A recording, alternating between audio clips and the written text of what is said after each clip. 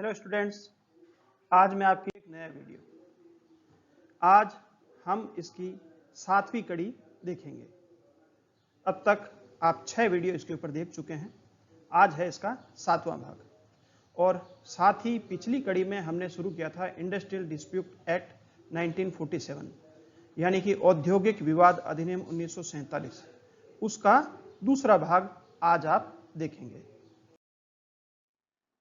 साथियों, हम labour law का 7वां वीडियो देखेंगे और इंडस्ट्रियल डिस्प्यूट एक्ट का दूसरा वीडियो देखेंगे।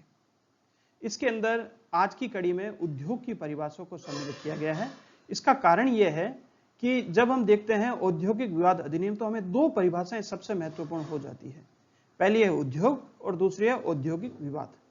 ये दो परिभाषाएं सबसे महत्वपूर्ण हैं। जब तक हम इन दो परिभाषाओं को नहीं समझेंगे तब तक विषय का परिचय ही अधूरा है। इसीलिए इन दो परिभाषाओं को सबसे पहले देखेंगे और समय के साथ हम बाकी की जो परिभाषाएं हैं उनके बारे में भी जानेंगे। परिभाषाओं के बारे में सबसे पहले हम देखते हैं उद्योग की परिभाषा। उद्योग की परिभाषा धारा 2J यानी कि 2 में दी गई है। उद्योग से नियोजकों का कोई भी कारोबार, व्यवसाय, उपक्रम, विनिर्माण या आजीविका अभिप्रेत है और कर्मकारों की कोई भी आजीविका, सेवा, नियोजन, हस्तशिल्प या औद्योगिक उपजीविका या उप व्यवसाय इसके अंतर्गत आता है। इसकी परिभाषा को दो भागों में विभक्त किया जा सकता है। प्रथम नियोजक के दृष्टिकोण से और द्वितीय कर्मकार के दृष्टिकोण से। ऊपर का भाग नियोजक और नीचे का भाग कर्मकार के हित में है। Section 2J, industry means any business, trade, undertaking, manufacture और calling of employers and includes any calling, service, employment, handicraft और इंडस्ट्रियल ऑक्यूपेशन और avocation of workman. Its definition can be divided into two parts. First, from the employer's perspectives, and second, from the worker's perspectives. The top part is in the interest of the employer, and the bottom part for the workman. तो हम इस परिभाषा को थोड़ा विस्तार से जानते हैं। उद्योग से तात्पर्य है कोई भी कारोबार, व्यवसाय, उपक्रम, विनिर्माण या आजीविका। ये नियोजक से संबंधित भाग है। कारोबार यानी बिजनेस, इसका अर्थ होता है ऐसा कोई कार्य जो लाभ कमाने के उद्देश्य से किया गया है। ऐसा कोई भी स्थान जहां पर लाभ के उद्देश्य से कोई कार्य किया जा रहा है वो कारोबार है। व्यवसाय हम बोलते हैं जिसे अंग्रेजी में ट्रेड कहा गया है।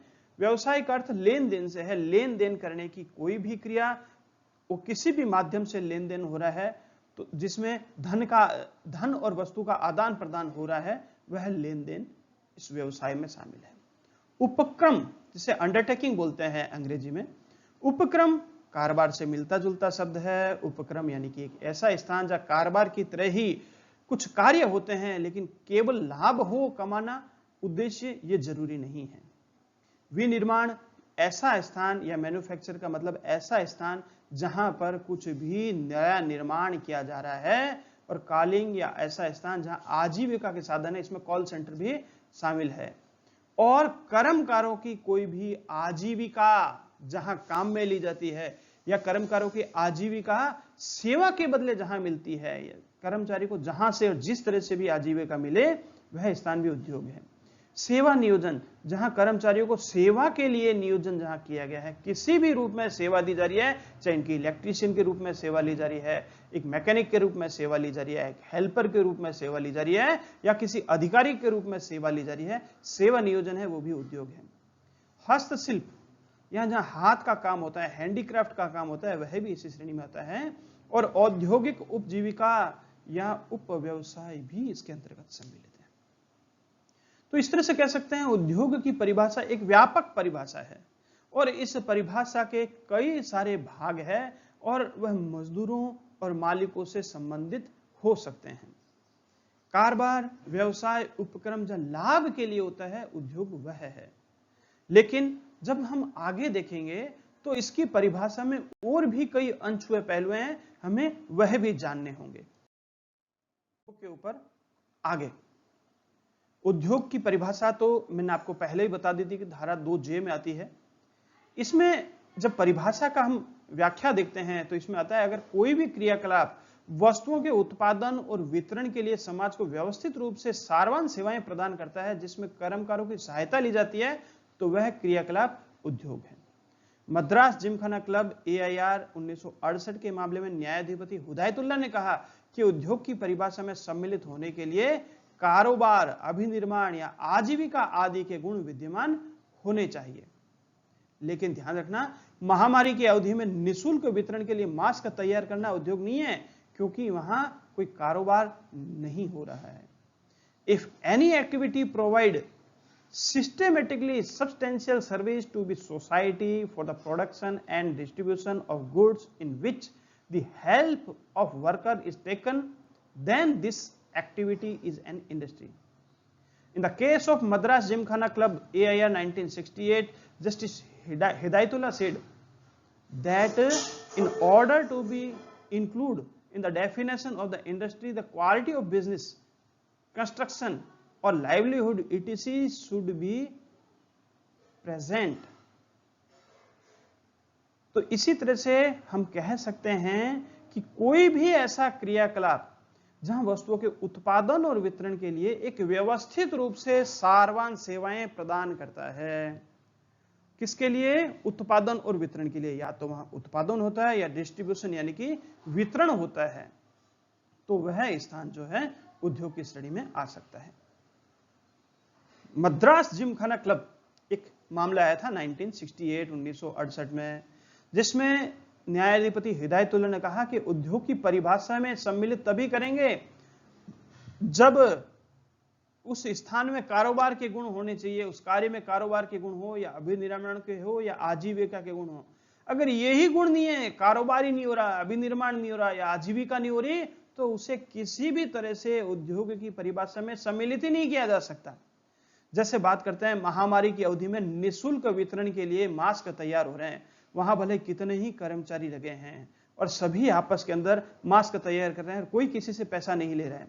कोई व्यक्ति स्वेच्छा से जितना हो सकते कपड़ा ला रहा है, किसी ने स्वेच्छा से मशीन की व्यवस्था करी और काम कर रहे हैं। वहां काम तो एक उद्योग की तरह हो रहा है। प्रथम नजर में यही लगेगा कि यहां प्रोडक्शन हो रहा है, क्योंकि हो भी रहा है मास्क का प्रोडक्शन, लेकिन फिर भी वह उद्योग नहीं होगा, क्योंकि वहां किसी लाभ के लिए ये सब नहीं हो रहा। जब लाभ ही नहीं है तो कारोबार कैसे होगा?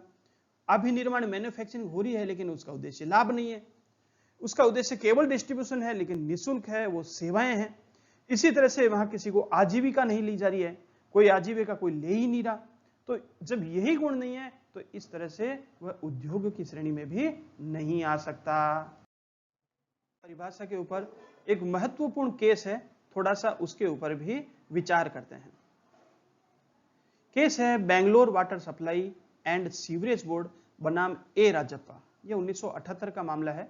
इसमें न्यायाधीपति कृष्णा अय्यर जो है वह मुख्य न्यायाधीश की भूमिका में थे और उनके साथ में थे भगवती और देसाई। जस्टिस भगवती और देसाई इनके साथी थे, 3 जजों की एक बेंच थी। तो इस बेंच ने कुछ सिद्धांत प्रतिपादित किए जो कि उद्योग की परिभाषा के अंदर मील के पत्थर साबित हुए। बेंगलोर वाटर सप्लाई के केस में कहा कि किसी भी कार्य को उद्योग में मानने से पहले उसके कुछ सिद्धांत है, उसके ऊपर विचार करने पड़ेंगे। कुछ गाइडलाइन दी उन्होंने कहा कि नियोजक और कर्मकारों के मध्य सुव्यवस्थित क्रियाकलाप हो जिसमें लाभ अर्जन महत्वपूर्ण है। केवल लाभ अर्जन होना जरूरी नहीं है, लेकिन नियोजक और कर्मकार जैसे संबंध होने चाहिए, जब वेतन दिया जा रहा है, वेतन लिया जा रहा है। तो हम कह सकते हैं इस तरह का कोई कार्य है वह लाभ अर्जन महत्वपूर्ण नहीं है, लेकिन नियोजक और कर्मकार के संबंध है। तो पानी की सप्लाई का जो कार्य किया जा रहा है, भले ही पानी की सप्लाई लाभ के उद्देश्य से नहीं किया जा रहा, लेकिन वहां जो मजदूर काम कर रहे हैं वो तो वैसे ही काम कर रहे हैं जैसे कारखाने के अंदर, तो उनको तो उनके अधिकारों को मिलना ही चाहिए। संप्रभु कार्य जो है वह उद्योग की श्रेणी में नहीं आएगा, जैसे पुलिस सेवा, जैसे सेना के कार्य या प्रशासनिक क्षमता से लिए गए कार्य, क्लब या सहकारिता के कार्य वह भी उद्योग की श्रेणी में नहीं आएंगे। क्लब जिसका उद्देश्य है आपस में सभी लोग मिलजुल कर कोई कार्य करते हैं, मनोरंजन का काम करते हैं, सहकारिता का कार्य जहां मिलजुल कर सभी लोग सहकारिता में कार्य कर रहे हैं।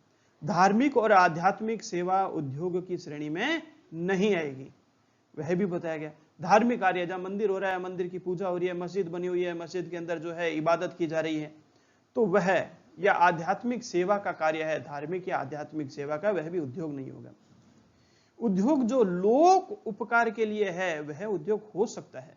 कई बार सेवा होती है, वह भी उद्योग हो सकता है। लोक उपकार या जल का वितरण जो है वह उद्योग हो सकता है। केवल इसलिए कि लोक उपकार है हम उसको उद्योग से दूर नहीं कर सकते। हमें देखना पड़ेगा कि वो परिभाषा के दायरे में आता है या नहीं आता। भले ही लोक उपकार हो लेकिन परिभाषा के दायरे में आता है तो वह कार्य उद्योग हो सकेगा। और किसी उपक्रम का प्राथमिक क्रियाकलाप परिभाषा में आना चाहिए, तभी वह उद्योग कहलाएगा। अगर वहां प्राथमिक क्रियाकलाप ही उद्योग की परिभाषा में नहीं आ रहे तो उस स्थान को किसी भी तरह से उद्योग की श्रेणी में हम रख ही नहीं सकते हैं। अब हम देखते हैं कुछ महत्वपूर्ण जो केस है, उन्हीं में से एक केस है नागपुर नगर निगम पालिका बनाम उसके कर्मकार। AIR 1958 का मामला है। इसमें नगर पालिका को भी उद्योग माना। हॉस्पिटल मजदूर सभा 1960 का मामला है और सफदरगंज हॉस्पिटल के प्रबंधक बनाम कुलदीप सिंह का मामला भी 1960 में। इसमें कहा हॉस्पिटल एक उपक्रम है इसलिए उद्योग है। यहां उपक्रम का क्या तात्पर्य है वह भी समझ लें। उपक्रम यानी कारोबार की तरह ही लगता है, लाभ कमाने के उद्देश्य जहां होते हैं उनकी तरह ही लगता है। हॉस्पिटल में कोई मजदूर तो नहीं होता, हॉस्पिटल के अंदर जो होता है मरीज होता है। मरीज जो होता है वो शुल्क देता है और उस शुल्क के बदले उसको सेवाएं मिलती है, और उन सेवाओं को देने के लिए वहां कई सारे डॉक्टर और कर्मचारी लगे होते हैं। और डॉक्टर और कर्मचारी जो होते हैं वो है किसी प्रबंधक के अधीन होते हैं। तो एक तरह से वहां मालिक नौकर जैसे संबंध लगते हैं कि वहां कोई नियोजक और कर्मकार है। कोई नियोजक वहां भी हो सकता है, हॉस्पिटल में पैसा लगाने वाला, हॉस्पिटल में इन्वेस्ट करने वाला। तो इस तरह से वहां पर भी उद्योग के संबंध हो सकते हैं।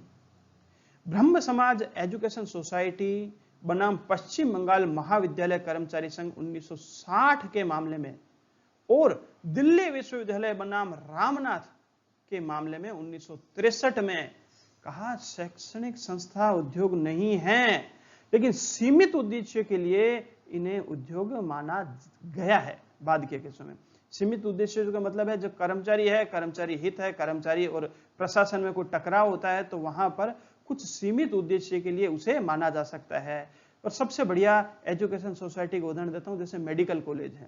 मेडिकल कॉलेज जो कि हॉस्पिटल का ही भाग है, और हॉस्पिटल मैंने आपको बताया उपक्रम मान लिया गया है, तो हॉस्पिटल से संबंधित मेडिकल कॉलेज है तो वह भी एक तरह का उपक्रम है, तो उद्योग की परिभाषा में आ सकता है। तो हम कह सकते हैं इस तरह से सीमित उद्देश्य के लिए एजुकेशन सोसाइटी जो है, शैक्षणिक संस्था जो है, उन्हें भी उद्योग माना गया है।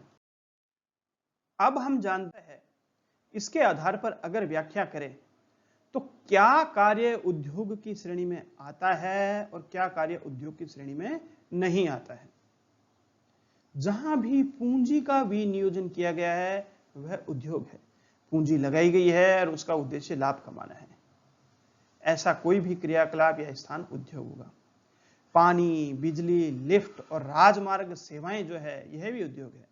भले ही पानी सरकार के द्वारा दिया जा रहा हो, भले ही बिजली सरकार के द्वारा दी जा रही है, भले ही लिफ्ट का कार्य सरकार द्वारा हो रहा है और भले ही राजमार्ग का निर्माण भी सरकार द्वारा किया जा रहा है, फिर भी यह कार्य उद्योग की श्रेणी में माने जाएंगे। कारण कि यहां पर जो भी कर्मचारी काम कर रहा है वह तो अपनी सेवाएं दे ही रहा है और उद्योग की तरह दे रहा है। इसी तरह से वह सेवाएं जो दे रहा है वो उससे संबंधित ही है, जो एक उद्योग की तरह होती है, वो उपक्रम की श्रेणी में इसे रखा जा सकता है। बिजली जहां दी जाती है तो बिजली देखिए पैसा तो लिया ही जा रहा है, पानी का देखिए पानी का बिल महीने का आ ही रहा है। वो बात अलग है कि जितना पानी का खर्च आ रहा है सरकार उतना बिल नहीं ले रही, उस पर सब्सिडी दी जा रही है, लेकिन फिर भी कुछ बिल तो लिया ही जा रहा है। तो यह कार्य उद्योग है। इसी तरह से राजमार्ग है। सभी राजमार्ग का टोल टैक्स नहीं लिया जाता, लेकिन बहुत से राजमार्ग का टोल टैक्स लिया जाता है। इसी तरह से जो रोड टैक्स जो होता है वह भी लिया जाता है नए वाहन के ऊपर, ये भी आप देखते ही हैं। आरटीओ वगैरह जो है कुछ चार्ज लेते हैं, ये भी रोड टैक्स के नाम पर लिए जाते हैं। इसीलिए यह भी कहीं न कहीं किसी तरह से उपक्रम की श्रेणी में इसे रखा गया है। इसी तरह से धर्मार्थ संस्था है जिसके कर्मचारी वेतन भोगी है, वेतन लेकर काम करते हैं, तो ऐसी धर्मार्थ संस्था भी उद्योग ही मानी जाएगी। जैसे हम बात करते हैं धर्मार्थ संस्था कि अगर मान लो गौशाला ही है लेकिन सभी कर्मचारी वेतन भोगी है, तो उन कर्मचारियों की मांगे तो माननी पड़ेगी। जैसे बाकी कर्मचारी है उद्योग वैसे ही वह है, वेतन के लिए वे भी मांग कर सकते हैं, मांग पूरी नहीं हो पर वे भी हड़ताल कर सकते हैं। तो ऐसी स्थिति में उनके बीच में विवाद हो सकता है मालिकों की तरह, तो यह अधिनियम तो लागू होगा, industrial dispute act. Solicitor firm भी एक उद्योग है, इसलिए सॉलिसिटर फर्म जो है वहां पर भी उद्योग की तरह कार्य किया ही जा सकता है, कारण वो लाभ कमाने के लिए कार्य कर रहे हैं। व्यवसायिक कृषि जो है वह भी एक उद्योग है, लोगों को पैसा देकर जो है खेती का कार्य किया जा रहा है और उसका उद्देश्य लाभ कमाना है। नाई का कार्य है, बाल काटने का कार्य है, कोई दूसरा कार्य है जहां पर किसी भी तरह से कोई सेवाएं दी जा रही है, दर्जी का कार्य है, ये सभी कार्य जो है वह भी उद्योग की श्रेणी में आएंगे।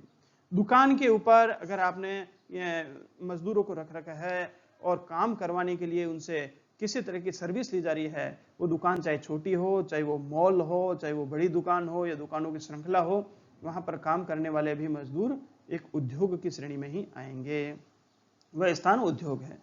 लेकिन कुछ कामों को उद्योग नहीं माना गया है, जैसे घरेलू सेवा, घरेलू खेती, धार्मिक और सेवार्थ कार्य और कला को प्रोत्साहन देने वाले ट्रस्ट, इनको उद्योग नहीं माना गया। कारण घरेलू सेवा, घर के अंदर जाकर अगर कोई सेवा देता है तो वहां लाभ कमाने का उद्देश्य किसी का ही नहीं होता। घर में अगर किसी के कोई सफाई कर्मचारी आ रहा है तो लाभ कमाना उद्देश्य नहीं होता। घरेलू खेती, खुद के घर की खेती कर रहे हैं, बहुत श्रम हो रहा है, वहां लाभ कमाया जा रहा है, लेकिन खुद के लिए हो रहा है, ना कि दूसरे के लिए, तो ऐसी स्थिति के अंदर वह भी उद्योग नहीं है। धार्मिक और सेवार्थ कार्य, निःशुल्क सेवा की जा रही है, धार्मिक और सेवार्थ कार्य, तो वह उद्योग नहीं होगा। कला को प्रोत्साहन देने के लिए कहीं कोई कार्य हो रहा है तो वह भी उद्योग की श्रेणी में नहीं आएगा। मनोरंजन क्लब, खादी क्लब और ग्रामोद्योग जो है यह भी उद्योग की श्रेणी में नहीं आते हैं। मनोरंजन क्लब जिसका उद्देश्य केवल मनोरंजन होता है, लाभ कमाना नहीं होता, जितना पैसा है वो क्लब के अंदर रखते हैं, लाभ नहीं कमाते। खादी का कार्य उद्योग नहीं माना जाएगा, ग्रामोद्योग भी उद्योग नहीं माना जाएगा। तो इस तरह से हम देखा कि कुछ उद्योग में आते हैं और कुछ नहीं आते, हमने उसके बारे में जाना। अगली जो महत्वपूर्ण परिभाषा है वह है औद्योगिक विवाद की। औद्योगिक विवाद की परिभाषा धारा 2 के यानी कि 2 टय में दी गई है। वो लिखा है उसमें, औद्योगिक विवाद से नियोजकों और नियोजकों के बीच का या नियोजकों और कर्मकारों के बीच का या कर्मकारों और कर्मकारों के बीच का ऐसा विवाद या मतभेद अभिप्रेत है जो किसी व्यक्ति के नियोजन या अनियोजन से या नियोजन के निबंधनों या श्रम परिस्थितियों से संसक्त है यानी कि जुड़ा हुआ है। ये केस है न्यूज़पेपर लिमिटेड बनाम औद्योगिक न्यायाधिकरण उत्तर प्रदेश 1957 के मामले में। इसमें कहा कि व्यक्तिगत विवाद भी औद्योगिक विवाद हो सकता है यदि उसे अधिकांश कर्मकारों का समर्थन प्राप्त हो या ट्रेड यूनियन द्वारा समर्थन प्राप्त हो। और कुछ मामले और भी है जिन्हें औद्योगिक विवाद कहा जा सकता है, जैसे अनुकंपा नियुक्ति का मामला, सेवा का नियमितीकरण का मामला, ठेकेदार और श्रमिक के मध्य के विवाद, ये भी औद्योगिक विवाद है। अंग्रेजी की परिभाषा आप स्क्रीन पे देखिए, तब तक मैं इसकी व्याख्या करता हूं। औद्योगिक विवाद से नियोजकों और नियोजकों के बीच का यानी कि मालिक वर्ग जो है उनके बीच में अगर कहीं कोई विवाद उठ गया है तो मालिक वर्ग के विवाद का हल भी औद्योगिक विवाद अधिनियम के अंतर्गत करने का प्रावधान किया गया है। साथ ही नियोजकों और कर्मकारों के बीच में यानी कि मालिक वर्ग और कर्मकारों के बीच में अगर कोई विवाद है तो उसे भी इस अधिनियम के द्वारा हल किया जा सकता है। इसी तरह से कर्मकारों और कर्मकारों के बीच का विवाद यानी कि दो मजदूरों के बीच में, दो या दो से अधिक मजदूरों के बीच में आपस में अगर कोई विवाद है तो उसको भी इस अधिनियम के द्वारा हल किया जा सकता है। और विवाद भी जरूरी नहीं है, अगर कोई मतभेद हो तो उस मतभेद को भी दूर किया जा सकता है। यह तात्पर्य क्या है, जो किसी व्यक्ति के ऐसा विवाद या मतभेद जो किसी व्यक्ति के नियोजन या अनियोजन से संबंधित हो, यानी कि नौकरी से संबंध होना चाहिए, नियोजन का होना चाहिए। घर के मामले नहीं, पड़ोस के अंदर दो मजदूरों के अंदर विवाद हो गया क्रिकेट की बॉल को लेकर, तो उसे इस विवाद के अंदर इस अधिनियम के द्वारा हल नहीं कराया जा सकता। इसी तरह से एक पड़ोसी ने दूसरे का कांच तोड़ दिया, दोनों ही मजदूर थे और एक ही फैक्ट्री में काम करते थे, तब भी उसे इस अधिनियम के अंतर्गत लाकर विवाद का हल नहीं किया जा सकता, क्योंकि वो नियोजन से संबंधित नहीं है। नियोजन या अनियोजन से संबंधित मतलब है उस नौकरी से संबंधित होना चाहिए, during the course of employment होना चाहिए, तभी उस विवाद को इस अधिनियम के अंतर्गत हल किया जा सकता है। इसी तरह से नियोजन से जुड़ी हुई कुछ शर्तों से संबंधित हो सकती है। नियोजन की शर्तें हैं, काम के घंटे के बारे में हो सकता है, काम की अवधि के बारे में हो सकता है, समय सीमा के बारे में हो सकता है, काम की शर्तों के बारे में हो सकता है, काम के साथ जो सुविधा और सुरक्षा के प्रावधान है उनसे संबंधित हो सकता है, या श्रम परिस्थितियों से संबंधित हो सकता है। तब ही इस विवाद को औद्योगिक विवाद माना जाएगा, अन्यथा नहीं। अब सभी मजदूरों का मामला है तो बात समझ में आती है। कभी कभी ऐसा होता है एक ही मजदूर का विवाद है और वो मालिक के साथ है, और बाकी मजदूर जो है उनको ज्ञान ही नहीं है उस तथ्य का, तो क्या किया जाए? ऐसी स्थिति में अगर उस मामले को अधिकांश मजदूरों ने स्वीकृति दे दी है अथवा ट्रेड यूनियन ने उसे स्वीकृति दे दी है कि साहब इस मामले का भी इस अधिनियम के अंतर्गत सुनवाई होनी चाहिए, तो ऐसी स्थिति में उस मामले को भी औद्योगिक विवाद मानते हुए इस अधिनियम के अंतर्गत उसकी सुनवाई की जा सकती है और विवाद का हल करवाया जा सकता है। इसी तरह से अनुकंपा नियुक्ति के मामले हो, यानी किसी मजदूर की मृत्यु के बाद में उसके परिवार के किसी सदस्य की नौकरी का मामला हो, तब भी औद्योगिक विवाद के अंतर्गत उस मामले को लाया जा सकता है। इसी तरह से सेवा का नियमितीकरण, प्रोबेशन पीरियड पूरा हो गया और अब रेगुलराइजेशन किया जाना है, तो रेगुलराइजेशन किए जाने के लिए भी इस अधिनियम का सहारा लिया जा सकता है। जरूरी नहीं है कि किसी मालिक और श्रमिक के बीच में, ठेकेदार और श्रमिक के बीच में जो कुछ समय के लिए मालिक और नौकर जैसे संबंध बनाए, ठेकेदार और श्रमिक के मध्य का विवाद है, तो उसे भी औद्योगिक विवाद मानते हुए इस अधिनियम के अंतर्गत उस विवाद का हल करवाने की व्यवस्था की गई है। तो साथियों, इस तरह से ये उद्योग की परिभाषा जो है इंडस्ट्रियल डिस्प्यूट एक्ट 1947 की धारा 2J में दी गई है। इस वीडियो को आपके लिए लेके आया था मैं भरत कुमार जाजरा। इस वीडियो को देखने के लिए आपका बहुत बहुत धन्यवाद। फिर मिलेंगे एक नए वीडियो के साथ, एक नई जानकारी के साथ। तब तक के लिए धन्यवाद। जय हिंद।